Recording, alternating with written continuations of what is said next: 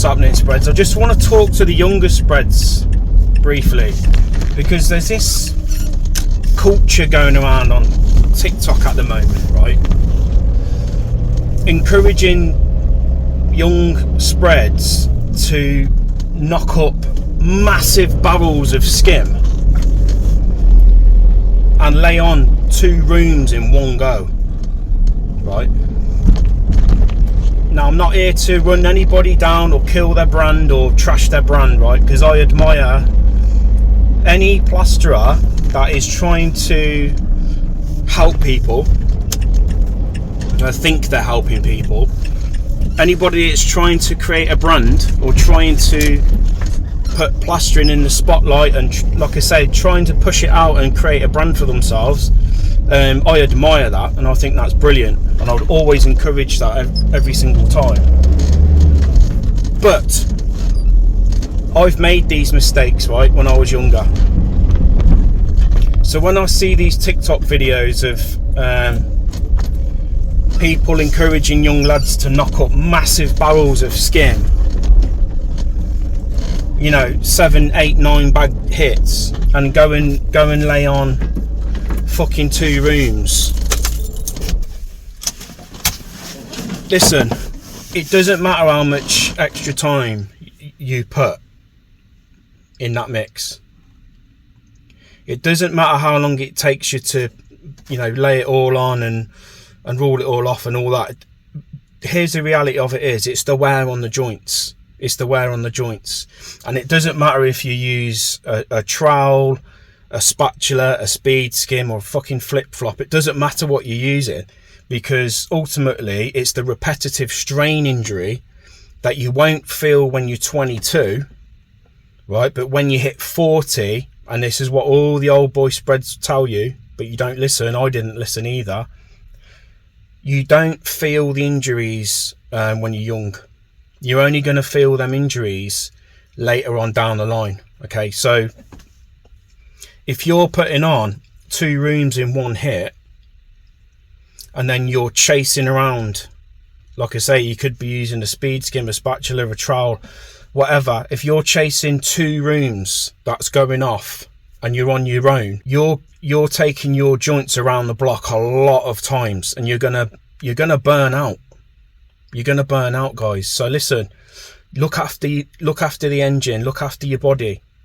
Ultimately, as a spread, we're using our body as a machine to earn money.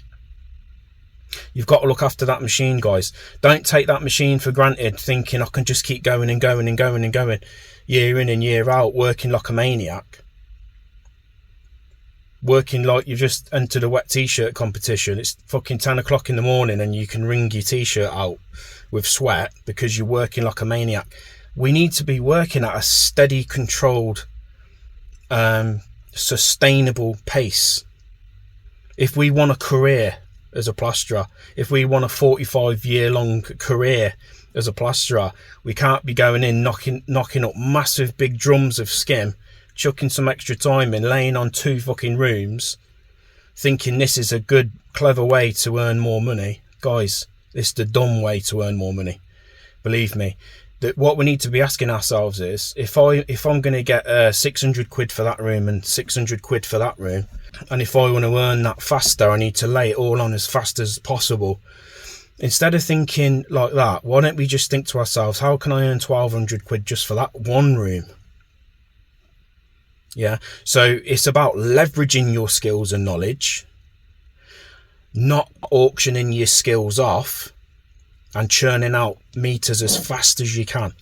So like I say, I'm not trying to throw anybody under the bus and damage anybody's brand and reputation and hurt anybody or anything like that. But when you've been on Trowel Talk since 2020 and you've seen the guys with the, you know, the carpal tunnel, pins in their arms, pins in their knees, you know, they've got the rotor cuff, permanent rotor cuff injuries, and they can't lift their fucking arm above their head. You know, they can only lift it to here, and you can't wipe their ass properly. These are the comments that are come in off 45-year-old plasterers telling me that they can't wipe their ass because when they were 20 they smashed their shoulders and elbows to pieces, you know, give it the bravado and give it the big bollocks, doing big gable ends on their own, or, you know, in this case, laying on 2 rooms and then chasing round, going around the block over and over and over.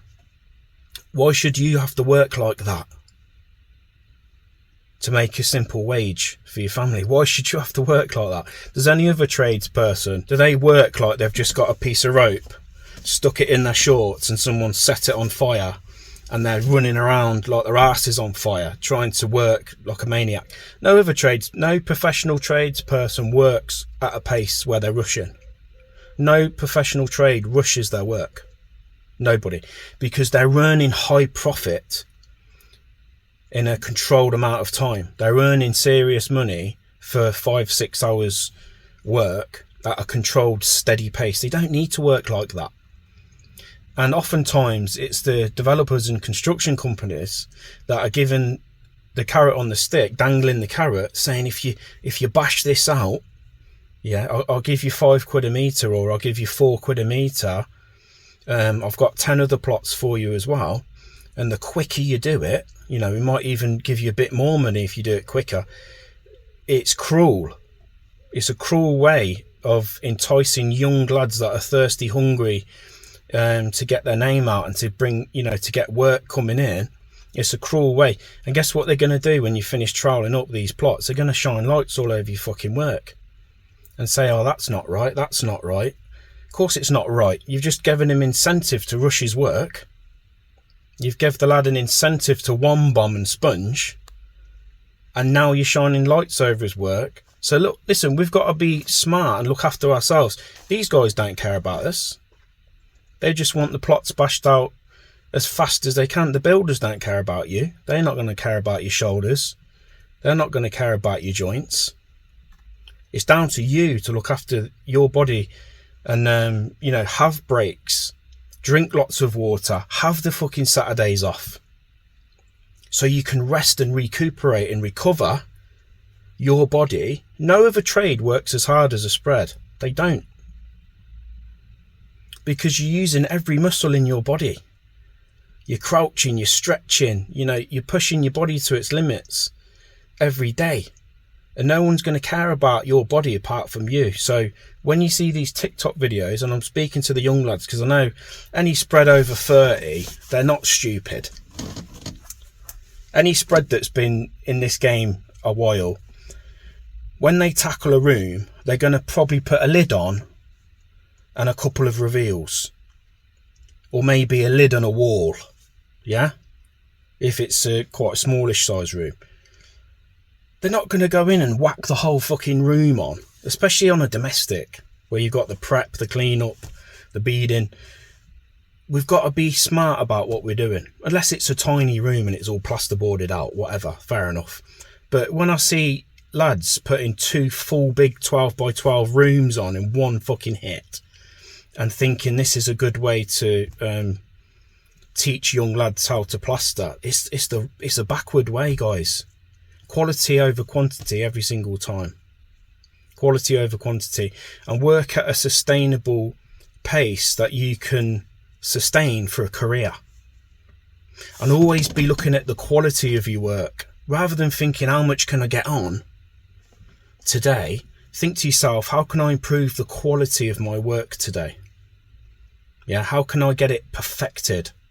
Because the speed and the meters will you'll naturally be able to build out the amount you can put on after you've perfected the finish. But you can't go the other way around, thinking I'll throw on as much as I can and hopefully I can get the quality to come, you know, later, because you'll never get the quality because you've always been focusing on meterage instead of quality. So listen, look after your shoulders, look after your hands, look after your wrists, look after your knees.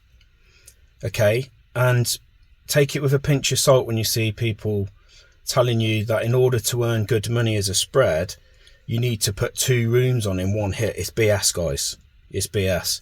Specialise and niche down your skills. You should always be focusing on specialising as you get older.